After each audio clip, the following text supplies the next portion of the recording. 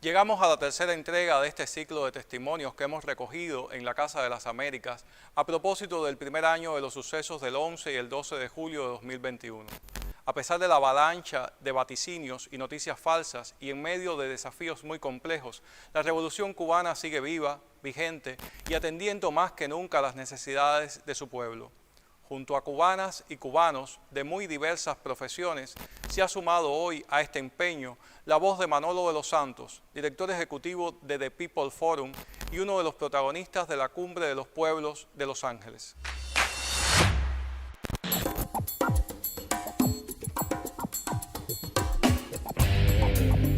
Tuve el privilegio de participar en 2 brigadas Henry Riff en tiempos de COVID.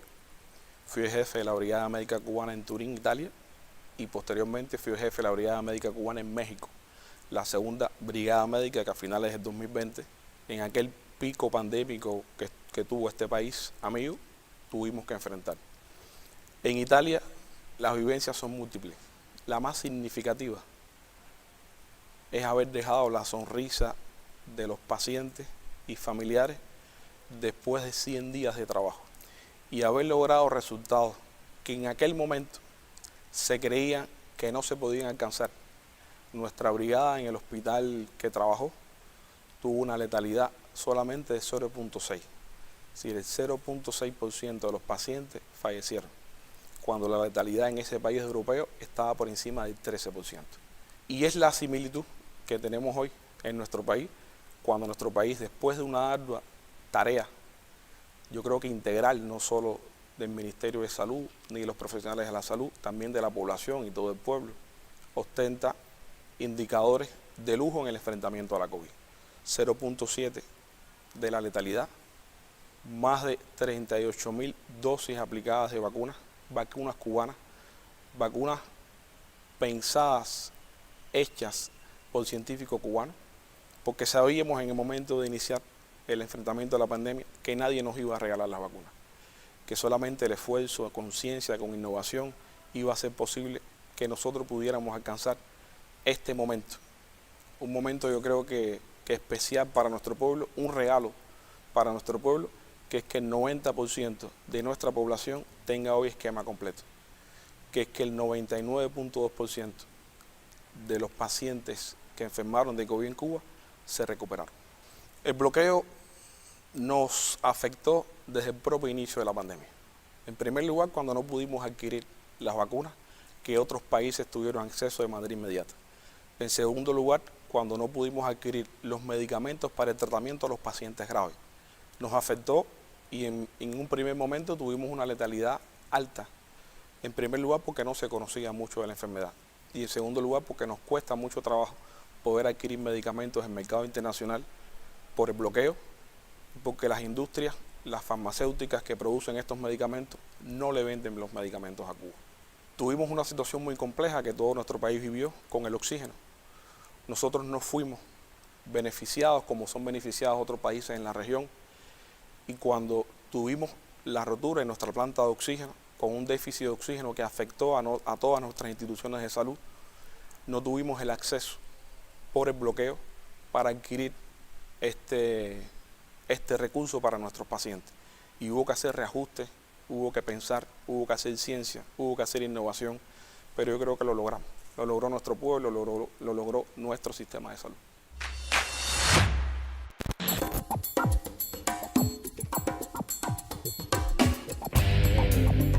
Nuestros niños hoy han regresado a las instituciones educativas luego de un periodo de confinamiento.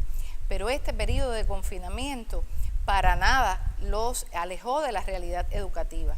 El Sistema Nacional de Educación, un sistema organizado, bien estructurado, ajustó la respuesta educativa a través de las actividades docentes televisivas. Para ello contó con su canal educativo, creado por nuestro comandante, con este mismo fin, con el fin de utilizarlo para las actividades educativas. Y utilizando este canal y con nuestros recursos humanos, ese ejército de maestros comprometidos, planificamos los contenidos esenciales de los diferentes grados y niveles para que desde las casas se lograran vencer los principales conocimientos en correspondencia con los grados en los que se encontraban los estudiantes. Graduamos también y ajustamos los métodos, los procedimientos y hasta las formas de evaluación.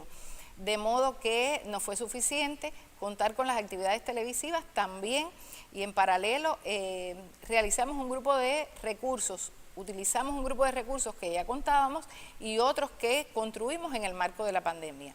Estamos hablando del portal Cubeduca, donde todas estas actividades televisivas fueron depositadas allí y que de manera gratuita las diferentes familias lo podían utilizar.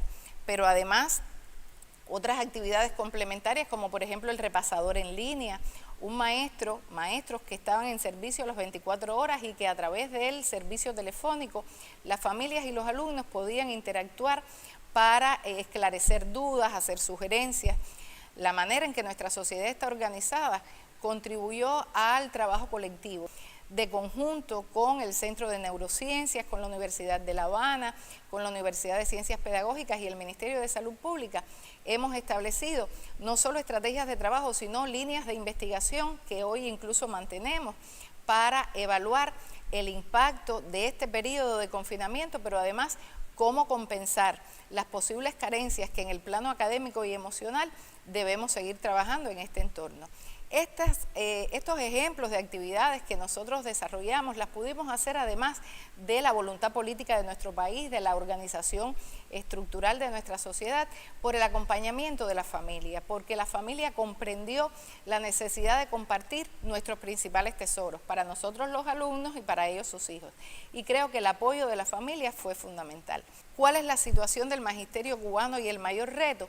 Seguir trabajando en función de la preparación, de la superación, del perfeccionamiento, seguir compartiendo el conocimiento con alegría, seguir utilizando de conjunto las bondades que las redes sociales nos brindan para bien, utilizarlas correctamente y sobre todo seguir reforzando como realidad del pueblo de Cuba este sentimiento de identidad, de nacionalidad, que una vez más esas vacunas que hicieron posible que nuestros niños regresaran a nuestras escuelas y que hoy puedan dar continuidad en nuestro proceso educativo, han hecho realidad que en definitiva el espacio de mayor socialización, de mayor felicidad y de mayor alegría es la escuela cubana hoy.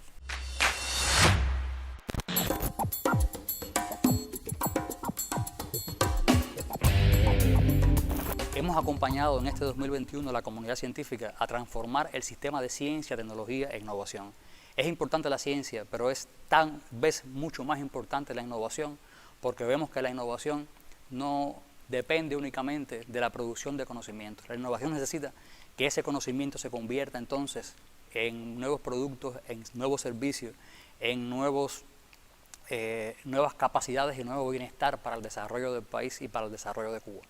Y en este sentido hemos estado introduciendo, aún en medio de la pandemia, nuevos programas nacionales que lo que buscan es precisamente aunar a la comunidad científica cubana en función de las demandas de conocimiento, y muchas son también demandas de innovación, de las agendas propias de los gobiernos locales, de los gobiernos territoriales, las agendas propias de los ministerios.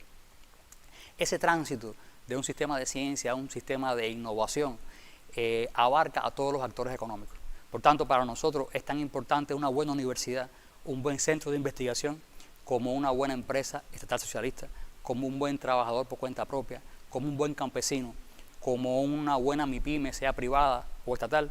Lo importante es que use ese conocimiento en función de generar nuevos productos y servicios para el beneficio de nuestro pueblo.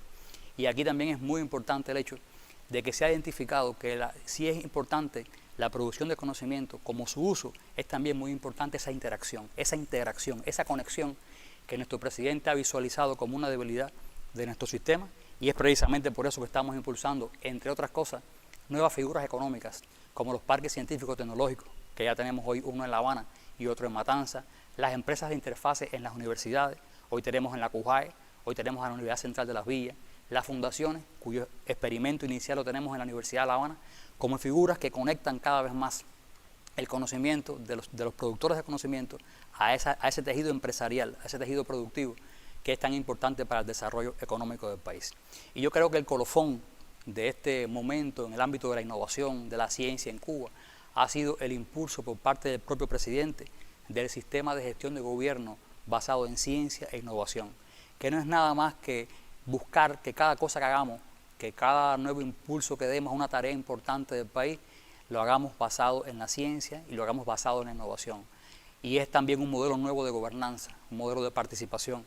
Hemos podido acompañar al presidente en los intercambios con los académicos, con la Academia de Ciencias de Cuba, en los intercambios con expertos, con campesinos, con productores, para el ámbito de la producción de alimentos, en el ámbito de la transformación digital, en el ámbito de las energías renovables. Y es un mensaje muy importante a que estamos siendo muy coherentes con el mensaje de nuestra Constitución, de que la ciencia y su sistema de ciencia, tecnología e innovación es una herramienta imprescindible para el desarrollo económico y social del país.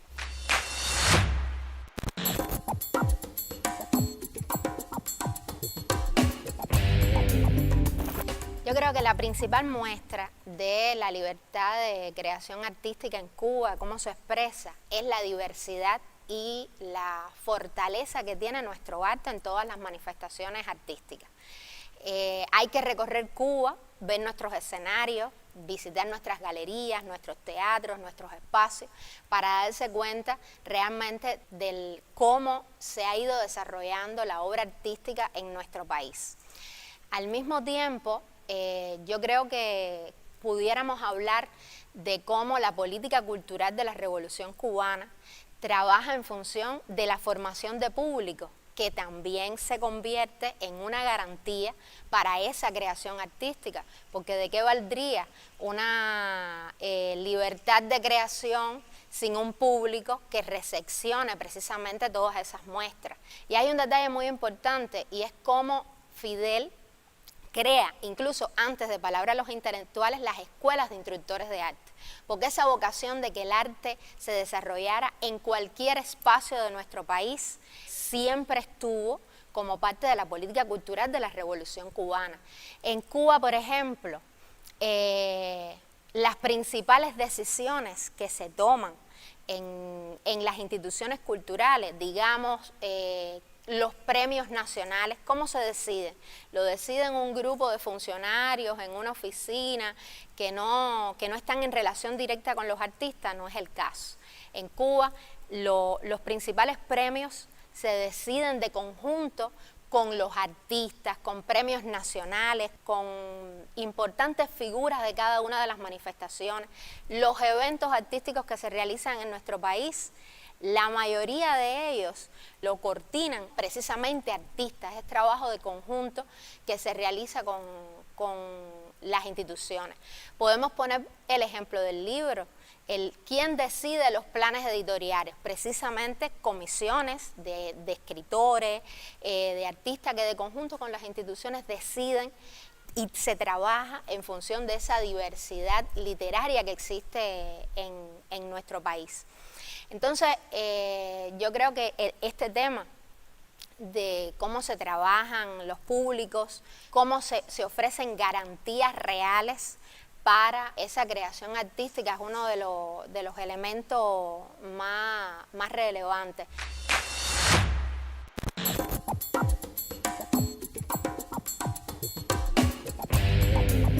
La migración es un fenómeno prácticamente endógeno de la sociedad cubana, pero no exclusivo de Cuba, y al mismo tiempo es un fenómeno multicausal. Es decir, aunque, y sobre todo en la actualidad eso se corrobora, las condicionantes de tipo económico, es decir, los factores económicos, las motivaciones también de ese carácter son las que de alguna manera en la mayoría de los casos llevan a las personas a tomar la decisión de emigrar. No son las únicas, sino que las causas que conducen a la migración son tan heterogéneas y tan diversas como la historia individual, personal de cada quien. Y se entrecruzan factores de índole también familiar, el rol de las redes sociales en ese proceso, redes no solo de tipo familiar, sino también profesionales, de personas en sentido general, sociales en su más amplio sentido. Los migrantes cubanos tienen características diferentes según las diferentes etapas en que han salido desde Cuba. Y al mismo tiempo también se han venido modificando la política migratoria cubana, atemperándose a cada contexto sociohistórico. Desde los primeros momentos, desde fecha bien temprana del proceso revolucionario del periodo de 1959 hacia acá, ha habido una intención por normalizar las relaciones, sobre todo en el ámbito migratorio. ¿Y las migraciones con quién? En primer lugar, con el principal destino migratorio de los cubanos, que es Estados Unidos.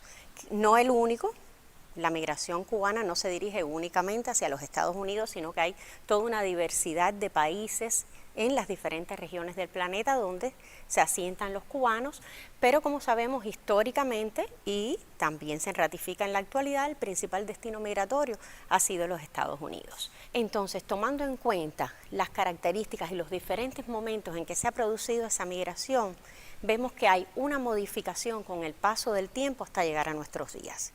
Y con todo lo que antes describía, los esfuerzos que se vinieron dando, las transformaciones también del contexto económico, político, social de la sociedad cubana, los cambios generacionales que se produjeron también dentro de la sociedad cubana, demográficos también, y a su vez en las diferentes generaciones que también iban emigrando y que fueron haciendo de esa migración fuera de Cuba, de esa inmigración en Estados Unidos o en otros lugares donde se han asentado un sector cada vez más heterogéneo, entonces han producido también que un cambio en la mirada hacia la migración, un cambio también en el tratamiento al tema migratorio. Cuba desde ese punto de vista defiende, mantiene, la posición de Cuba es defender el derecho de los cubanos a viajar, a migrar, a retornar si lo desean, pero defiende que esa migración sea con el menor costo en términos de vidas humanas, de riesgos para las personas que protagonizan o que realizan esas trayectorias migratorias.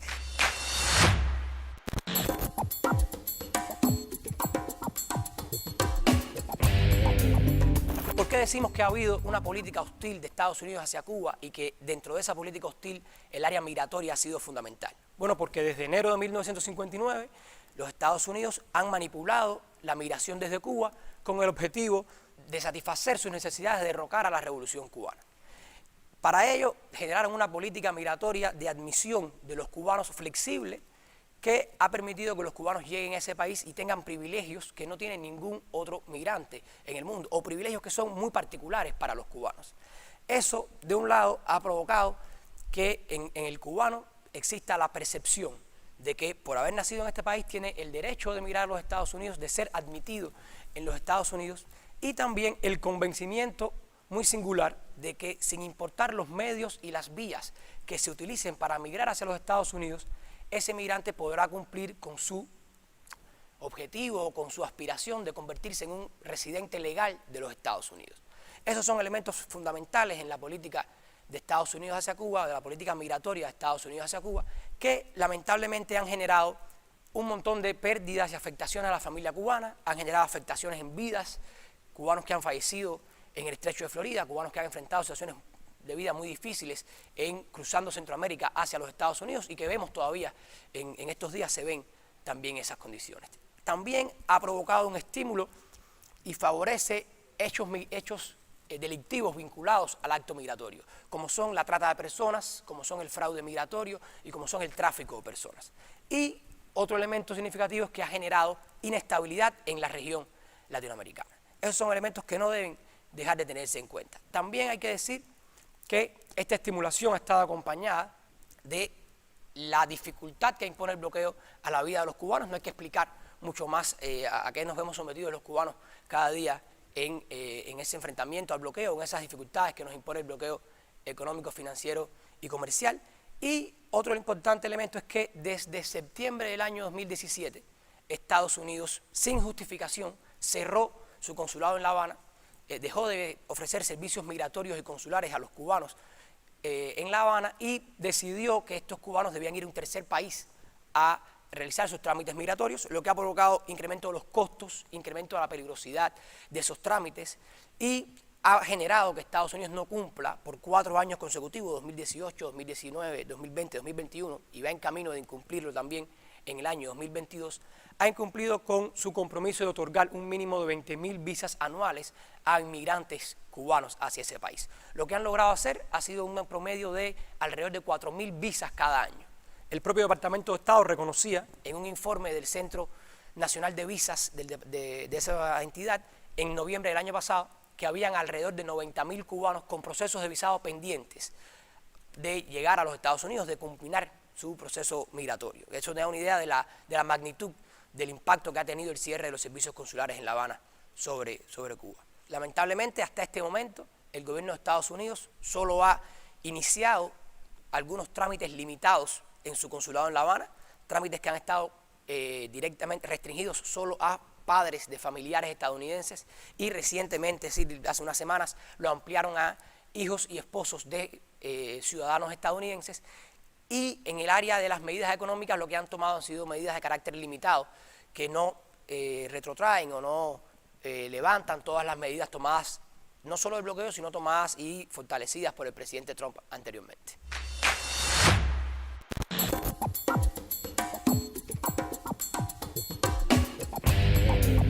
En este momento existe un movimiento de solidaridad con Cuba que es muy amplio, que es diverso, que es orgánico y es vivo y que se pudo manifestar en toda su creatividad y en toda su capacidad de movilización en los últimos 2 años que hemos vivido de la pandemia. El movimiento de solidaridad con Cuba nos ha estado acompañando en nuestras principales batallas. Basta mencionar los 16 años que estuvieron junto a nosotros por la devolución de los 5 héroes y de esa misma manera han estado con nosotros en los momentos difíciles como han sido las últimas agresiones del gobierno de los Estados Unidos, tanto desde el punto de vista económico como en las redes sociales. En estos 2 años donde muchos de nuestros amigos han estado recluidos en sus casas, enfermos, incluso sin trabajo, siempre ha sido una constante continuar trabajando por Cuba, continuar denunciando la política de bloqueo contra nuestro país e incluso resaltando y haciendo valer los logros de la revolución, porque una de las cosas que los amigos tienen es conservar la revolución cubana, los logros de la revolución, como un patrimonio que no es solo de Cuba, sino que es un patrimonio de todos aquellos humildes de la clase obrera internacional que ve en nuestro país un referente, que ve en nuestro país una esperanza. Es por eso que los amigos nos acompañan en todos los momentos y están junto con nosotros, incluso tratando de brindar a Cuba o de al menos aliviar las tantas dificultades que hemos tenido. Entre las acciones que nosotros encontramos, además de todas esas manifestaciones y plantones y protestas que se han dado lugar en parques, en plazas, frente a las misiones diplomáticas de los Estados Unidos, está también la mano de aquellos que han puesto un medicamento, que han recogido una caja de jeringuillas, que han enviado material médico, equipamiento médico para ayudar a Cuba en la difícil situación en la que hemos estado en estos últimos años.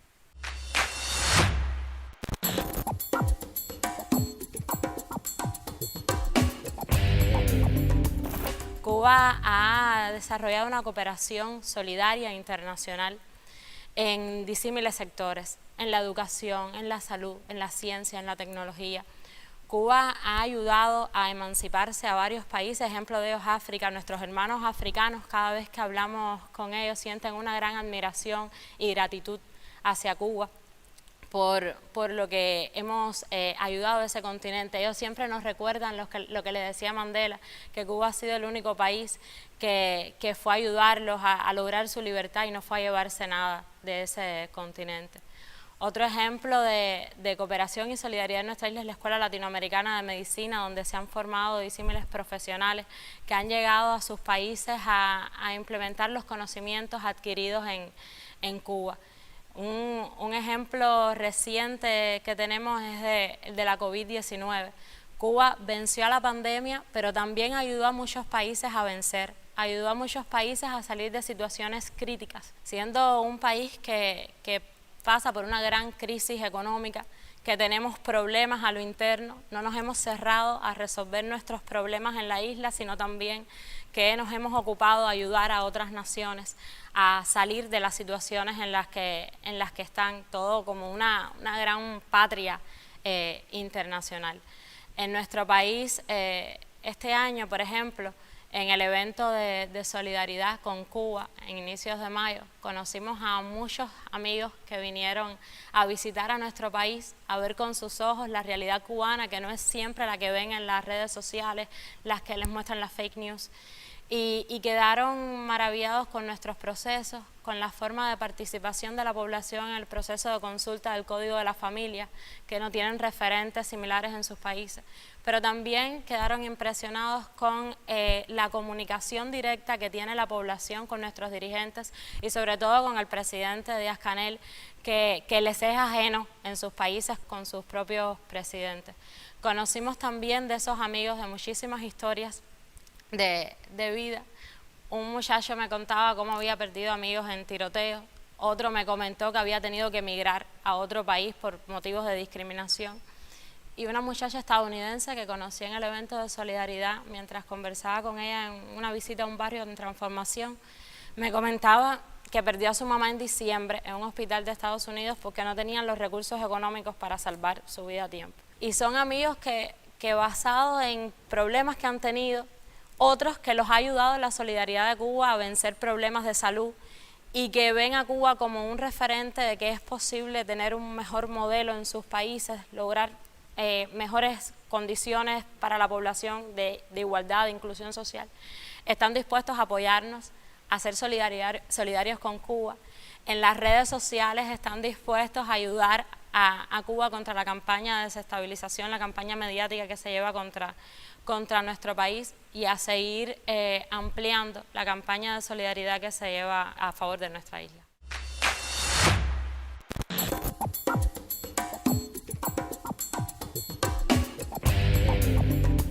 Bueno, yo creo que estamos viviendo un tiempo de nuestra América, un tiempo en que nuestra América resurge, se repiensa, va creando su propia narrativa, su propia voz, y esa voz no tiene una frontera, desde la Patagonia hasta Alaska.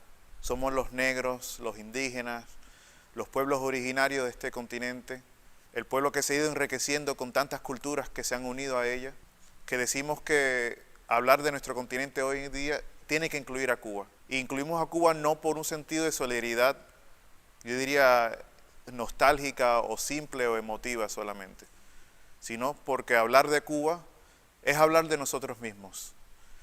¿Cómo no pudiéramos hablar de Cuba cuando hablamos del derecho de las mujeres al aborto? ¿Cómo no pudiéramos hablar de Cuba cuando hablamos del derecho a la vivienda? ¿Cómo no hablar de Cuba simplemente por la lucha, el derecho a la dignidad plena del ser humano? Por lo tanto, si luchamos por Cuba es porque luchamos por nosotros mismos también.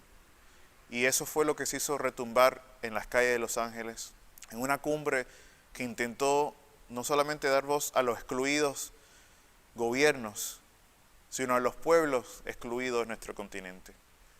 Fuimos millones los que no tuvimos participación oficial en la cumbre oficial.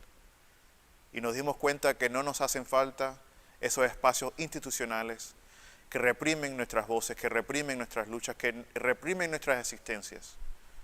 El momento nos llamó a que juntos teníamos que armar otro proyecto de integración regional que abarcara toda la diversidad, todas las creatividades, todos los placeres y alegrías de los que queremos vivir otro tipo de vida en este planeta. El contraste más grande entre la cumbre de las Américas y la cumbre de los pueblos era la alegría. En una cumbre oficial marcada por la exclusión, yo diría por la desolación, el eco más grande era el del silencio, de la exclusión y de un proyecto de muerte que se quiere imponer sobre nuestra región, nuestro continente, nuestro planeta. Era una cumbre vacía y ese eco del silencio retumbaba en nuestro continente porque también nosotros ya hemos dado por muerto el proyecto de la OEA que se quiso consolidar en esa cumbre oficial. Al contrario, en la Cumbre de los Pueblos se escuchaba la alegría, el bullicio, el cantar de los pueblos, el danzar de nuestra gente.